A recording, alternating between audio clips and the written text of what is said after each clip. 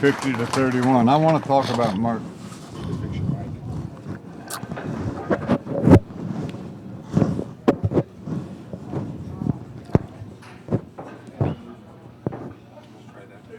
I want to talk about Mark Griffin's Olympics, which he's having in November at the Clarion Hotel in Louisville, Kentucky.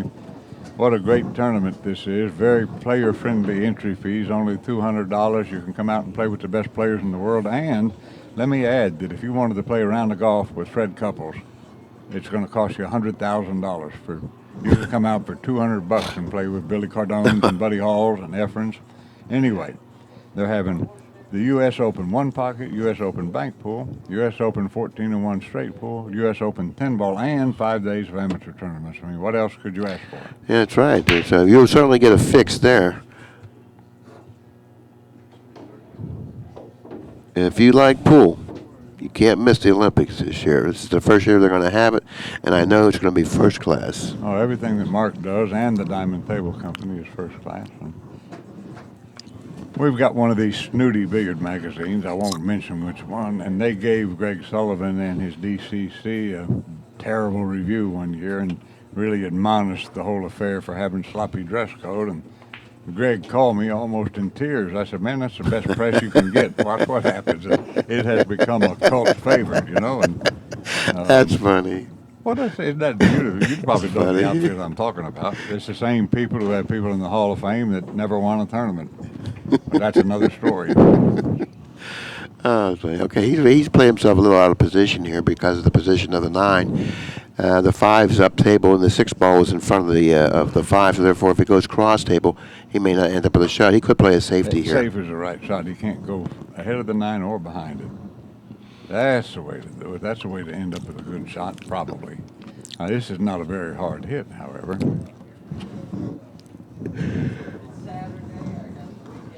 Now, the angle that he has here, I'd try to hit the top half of the 4, and maybe the cue ball goes behind the 5. I wouldn't hit it hard. He does not have enough room to go 2 rails and make a hit on this.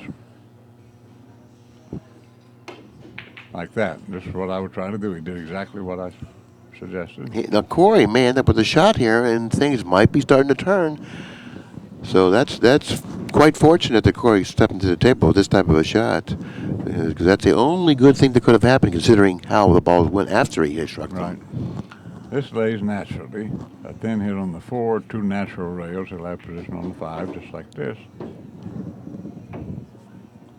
He's going to be right dead over this ball. Well, the lie of the 7 ball doesn't make this too difficult. I wouldn't get cued at all here. I just lag the 5 in, take the angle on the 6. Well,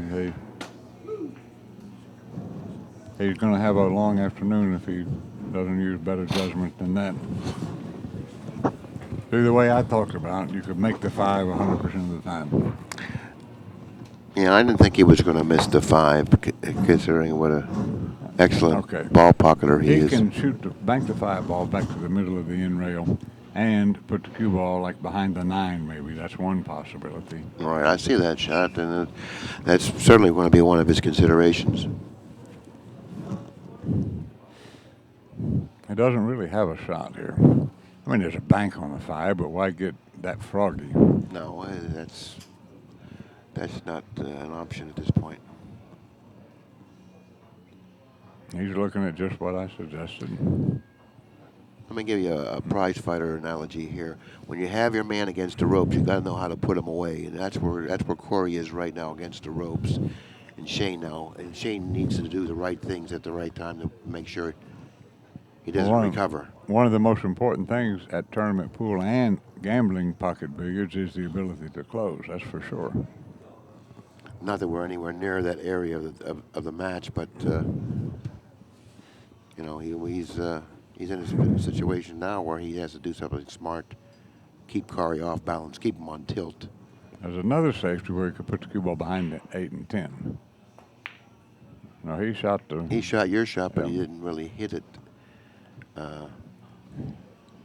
to put the cue ball behind. Well, he did fine. Some safeties you play just the cue ball, some just the object ball, some both of them. In this case, he played both of them. And again, we cannot overstress the value of distance.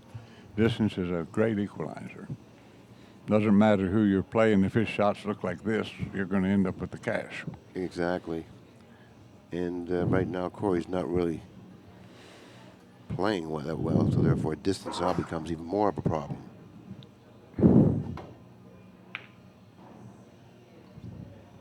Well, I think he might. No. He's going to end up okay because now he has no pocket there. He does have a shot on the combination, and the 9-ball sits close enough to that corner pocket where it's fairly easy. Well, I wouldn't play the combination. I'd play the 5 cross corner. And I'd load it up with right-hand English. He can beat the kiss. A combination from this distance, just not high percentage. Yeah, but I think he's going to play that combination. It's just too inviting, and he shoots too straight. You know, because he can hit the combination a lot of different ways and pocket it in the 9. Oh, that's true. That's in the big ball position is what Billy's talking about. You can go rail first or ball first. And either one of those hits carries automatic position for the 5-ball if he floats the cue ball forward.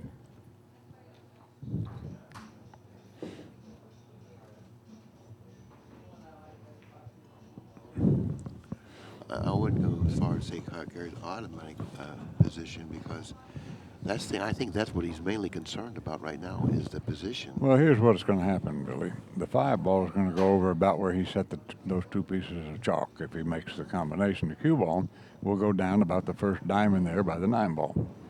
If he plays the combination and makes it.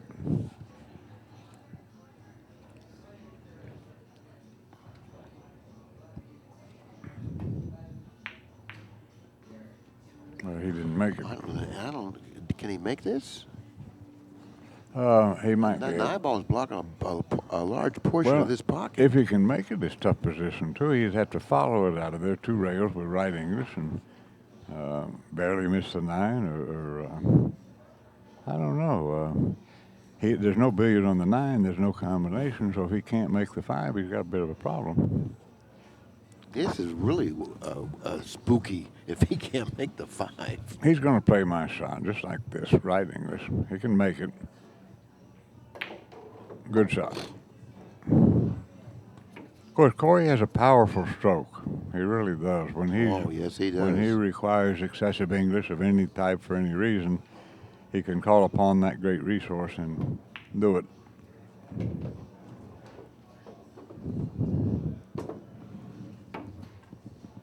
Okay. Yeah, the side pocket is a problem playing the 7 because of the position of the 8 here. Right. I think he can hit it easy. No, he's doing something different than I thought. I sort of say he could hit it both easy. in the same pocket. Yeah, that's what he's going to do. That's what I was saying, before he would. See what he did he played himself out of line on the 7. Yeah. He's got to come with a shot here. Well, this is imperative for him to stay down and follow through.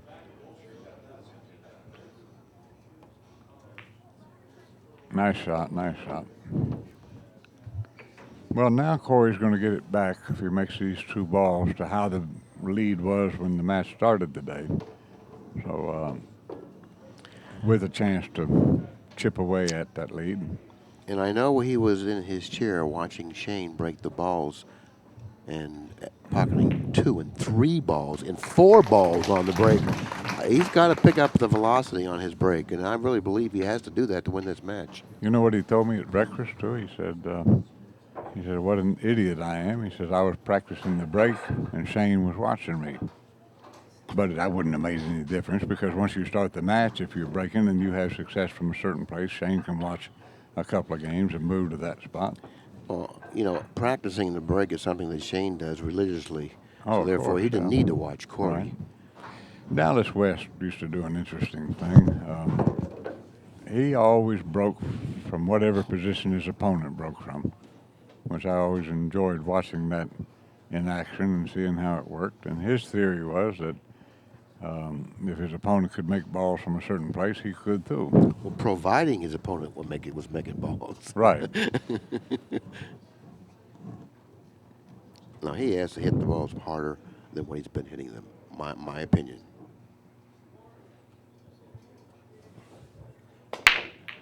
He tried to pick up the speed a little bit. And he has a shot on the 1. Let's take a look at the 2. The 2's on the right-hand side of the table, but the 9 does block the pocket for the 2. Well, you go up and down the table. You send the cue ball between the 5 and 8 and back down the table. And really, there's no way to get position on this 2 ball except for the combination. Unless he risks running into the 8 ball, which you don't want to do. I think you hit this up and down and nothing fancy and get close to the 2 ball. Yeah, it's a tough position shot. And he's going to be flirting with that 8, considering the angle that he has. He'd like to apply a little bit of right-hand English on the shot to stay away from that 8. The main thing is to make the 1 ball Exactly. and not get snookered. Yeah, well, make the 1 ball for sure. Say he's going with the right-hand English. You don't know what he's trying to do here. He may be looking to play safe. Maybe that wouldn't be a bad shot behind the 10 with the cue ball. I don't know. It doesn't seem like he has that good of an opportunity to run out here, considering the position of the balls. He might be trying to reload the cue ball behind the 10 here. No, he's going right-hand English, yeah. And this isn't that easy either. I didn't really. like that because you can't get close to the 2 ball that way. And, see, as good a player as he is, if he gets close to the ball, there's a lot of things he could do. But he just had an awkward angle. It was a bad angle on the 1. Well, now you might as well go ahead and bank it. I mean, now that you're here. Yeah, he might do that. He's leveling off. It doesn't look like he's going to bank it. He played it off the 9. Well, I saw that shot, and I didn't You know, think he plays shots like that all the time. He practices shots of that nature Right, sure. all the time. So therefore, he's quite comfortable shooting little trick shots like that. And it certainly helped him in that instance. He's been a little off with his cue ball in the early going here. Right. Well, this we talked yesterday a couple of times about how a right-handed player had trouble with this shot on the other side of the table. This is the right side of the table for a right-handed player. It's an easy shot. Well, he certainly handled that nicely. Yeah. Positioned the cue ball in perfect line for the 5 to drop nicely across table where the 7 is. Yeah, all he wants to do is make sure he goes above the side. You want to go a little further than that, but Well, this is okay. it's okay. But he's having a little bit of a problem with the speed right now.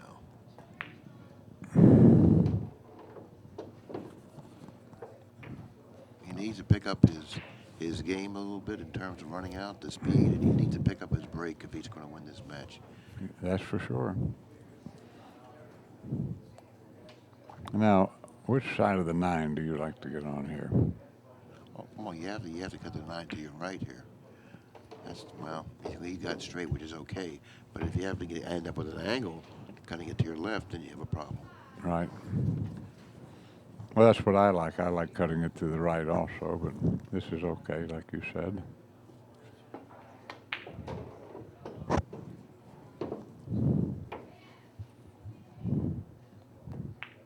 Okay. 50 to 34. Yeah, the likelihood of him coming back from this deficit is very, very, very large. I mean, it's hard to come back from this deficit, but it can be done. Why don't you tell our viewers about your new room in Dallas? Well, we opened up a room in Dallas called Diamonds. It's located on 10601 New Church Road, right off of 635 and Plano Road. And we also have 9 diamond tables, but our room's a players' room only. And we just cater to the players because that's what we wanted to do. And we're having a tournament there, by the way, on October 9th through the 12th. It's a 1-pocket tournament, $1,000 entry, and we've invited already 12 or 13 of the top 1-pocket players in the world. I wish you would show up, Grady, but I know you're pretty busy. But we would love to have you stop up and play. Maybe. I don't know. I'm working so hard. I know with your new room, it's really a lot of work. But I applaud the effort. And if I can't come to the first one, I'll try to make the second one. Now, he made 2 balls. He didn't make the 9 in the side, but what difference does it make? This table is real receptive towards making balls on the break. I mean, now that I think about it, I don't know that it might have been 1 rack that they came up dry. There's not much.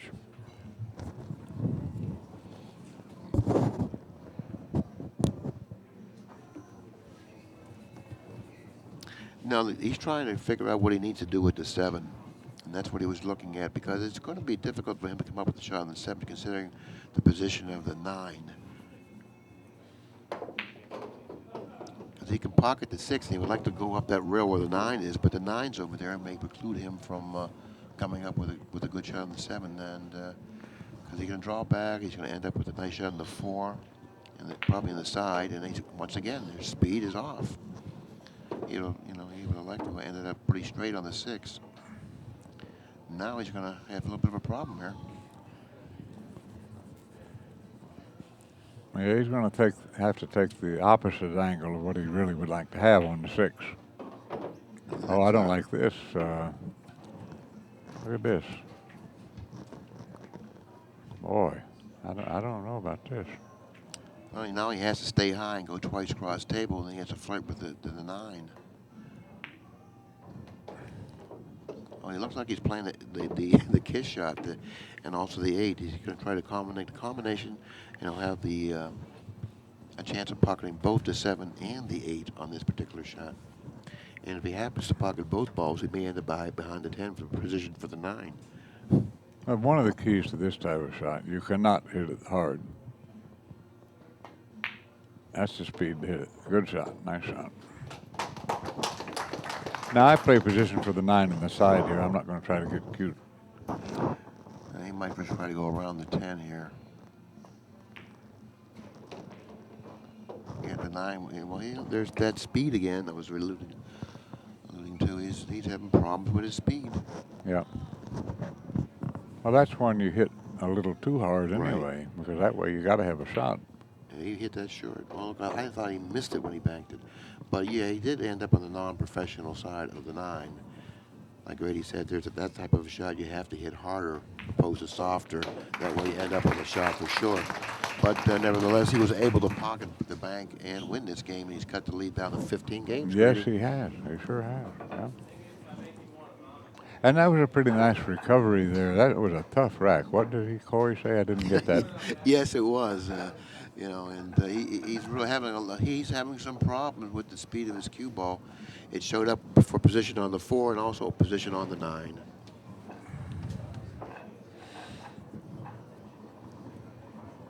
He needs to pick up his game quite a bit. Even though he's managed to get 2 of those games back, he hasn't looked good doing it. Right.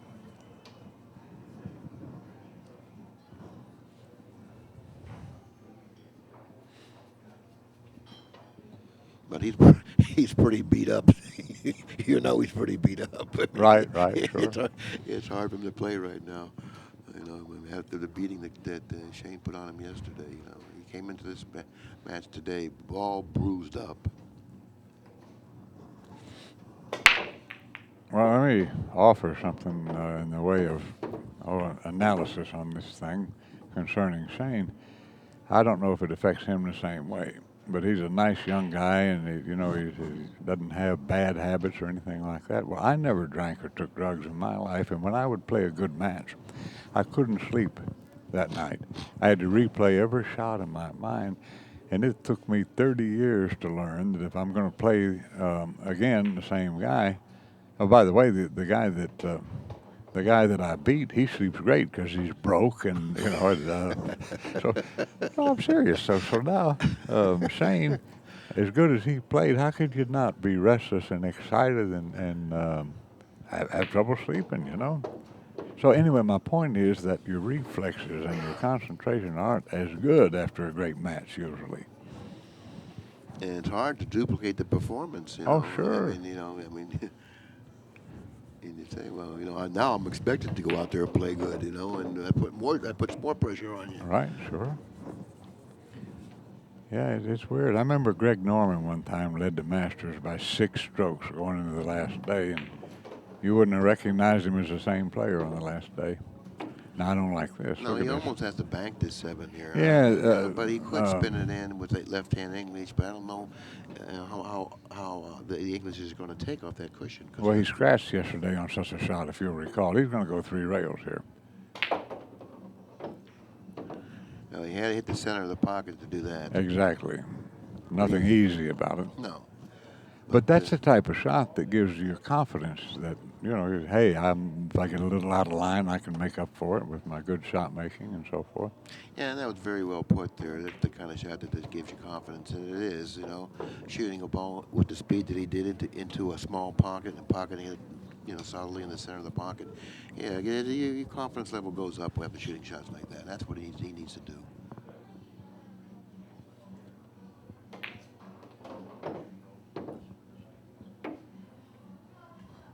Okay.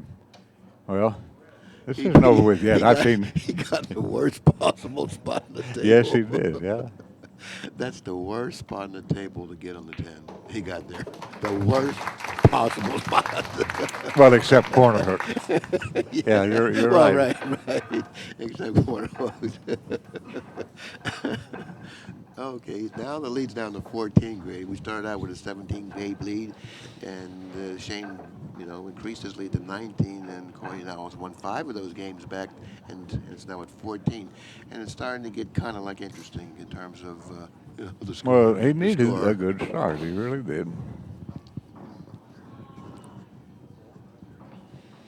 Yeah, if he can get this lead down to the single digits, you know, now all of a sudden. Yeah, it's almost like a basketball game. You try to get the lead down to single digits. So at the halfway mark, this is basically close to the halfway mark, 50 to 36, 14 games.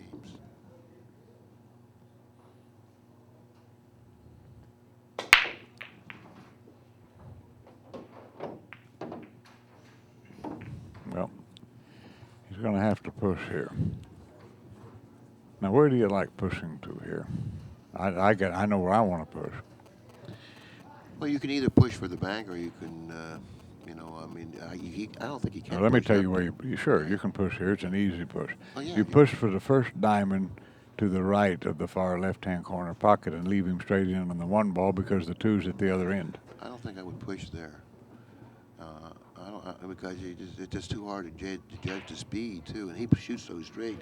He'll pocket the 1 or something. I don't think I'd push there. I'd either push for on the center diamond here and give him a cross-side bank. You know, that's like a 50-50 bank or something. It'll give him something to think about. Well, I don't want to leave him close to the 1 ball. Well, you know, you're at a disadvantage here. I would push to the center diamond a little bit over there and maybe give him a cross-side cross bank. You know, where it's either him or me, and there's no guarantee you'll make it. I think he's looking at that shot now. At least he's considering that. Now he's considering the other shot, the one you brought up.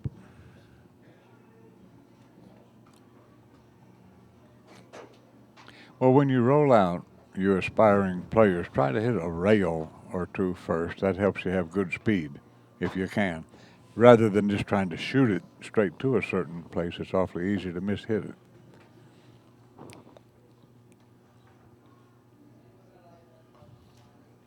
Well, I don't like where he pushed. Well, he's gonna find himself behind a 7 and 5 Well, here. no, he gave him too many options here. He can either bank the 1, which he won't do. He can reposition the cue ball down table behind the 2, which is an option. He can play your shot, but cue ball behind the 5 and the 7. He's giving him too many options here. He certainly's not going to pass this shot back.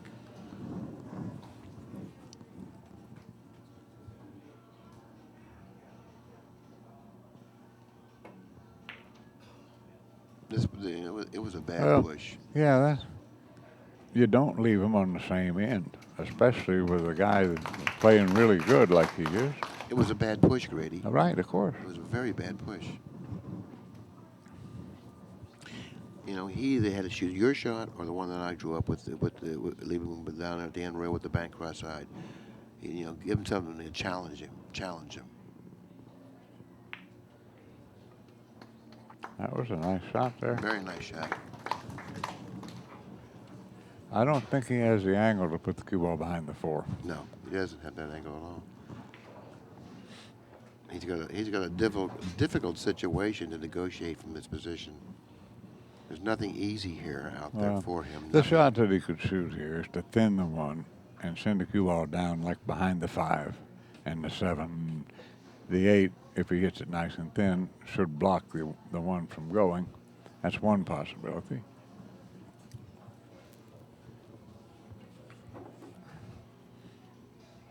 And if he shoots that shot, he might run into the 7 and end up with the cue ball behind the 5. Sure, I said behind Yeah, the 5. yeah, Yeah, very right. good possibility of that.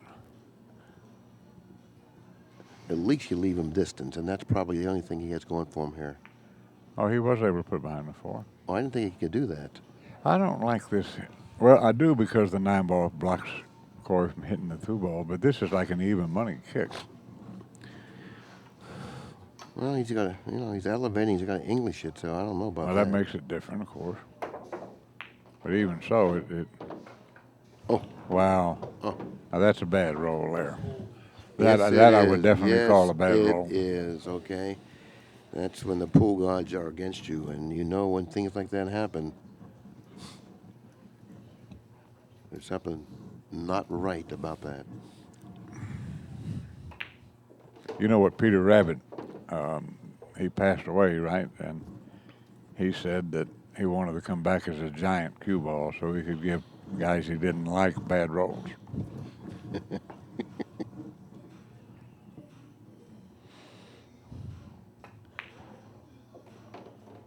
If you believe in reincarnation, is that it?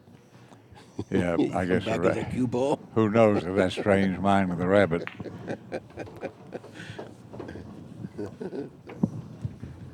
Well, that game there was huge. It's probably going to be 51 to 36 instead of 50 to 37.